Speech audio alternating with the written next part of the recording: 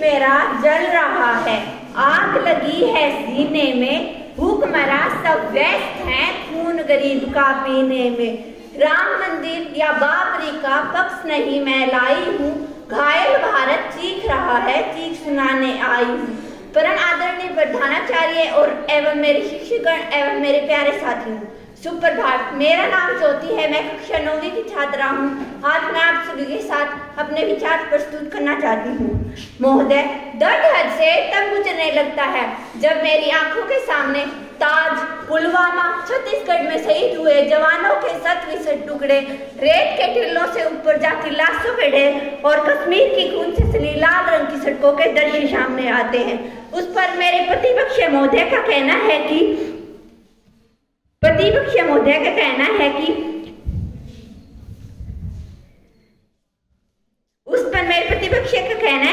मानवाधिकार की अनुपालना करते हुए देश से उग्रवाद और आतंकवाद को समाप्त किया जा सकता है।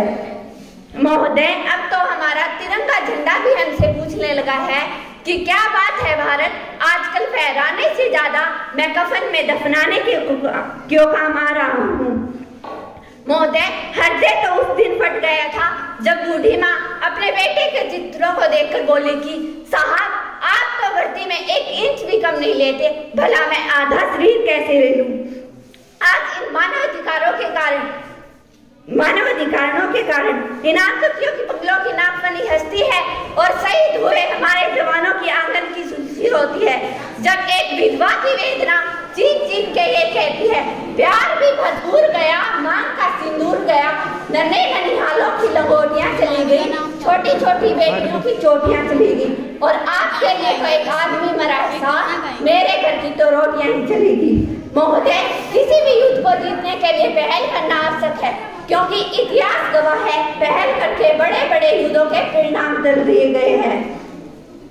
सबसे आवश्यक है, क्योंकि इतिहास गवाह है कि पहल करके बड़े बड़े युद्धों के परिणाम बदल दिए गए हैं। परंतु आज मानवाधिकारों के कारण हमारे देश के जवान इस कदर बंधे हुए हैं कि अपने ड्यूटी पर खड़े होकर भी पहल करने से डरते हैं, क्योंकि वो जानते हैं कि अपने पहल करने से डरते हैं, क्योंकि महोदय भविष्य में उन्हें कटघरे में जाने का डर सता रहा होता है, क्योंकि वे जानते हैं कि एक उग्रवादी की राइफल से निकलने वाली गोली को तय करना पड़े या ना पड़े कि वह किसे लगेगी, परंतु हमारी राइफल से निकलने वाली हर गोली को तय करना पड़ता है, चाहे वो निर्दोष को लगे या दोषी को, परंतु किसी निर्दोष को नहीं लगना चाहिए। ऐसा हुआ तो ना ही ये समाज हमें छोड़ेगा, ना ही दिल का ताड़ बनाने वाली ये मीडिया हमें छोड़ेगी, क्योंकि आज हमारे देश के हालत कुछ ऐसे हो गए हैं, चिरागों को हवाओं में उछाला जा रहा है, अब हवाओं पर विरोध डाला जा रहा है।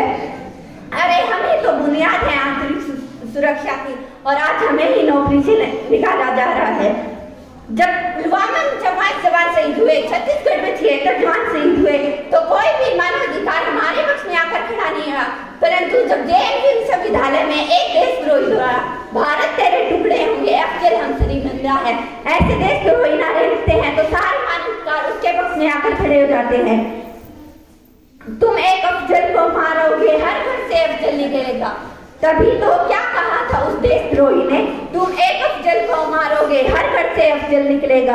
आज मैं भारत की बेटी अपनी भारतीय सेना की तरफ से आज यह ऐलान करती हूँ कि उस घर में घुसकर मारेंगे जिस घर से अफजल निकलेगा, वो कोप नहीं पर ले देंगे जिस कोप से अफजल निकलेगा। उठो देश के वीर जवानों, तुम सिंह बन के धार दो और एक तिरंगा झंडा उसका नैया के सीने में गाड़ दो। अंत में अपनी वाणी को विराम की ओर ले जाते हुए इतना ही कहना चाहूंगी कि मुझे अब तो अपने देश की हर एक नई खरीद आज भी रात के 12 बजे अर्जुन जैसे आत्महत्याओं के लिए सर्वोच्च न्यायालय के दरवाजे खोल दिए जाते हैं। ऐसे देश से मानवता की अनुपालना करके आतंकवाद और उग्रवाद से कभी नहीं निपटा जा सकता। मानवाधिकार की नाम की दुहाई देने वालों, सीमा पर लड़ा नहीं जाता चरखों से सोलों के आगे, रामायण पढ़ी नहीं जाती सीमा पर गोलों के आगे।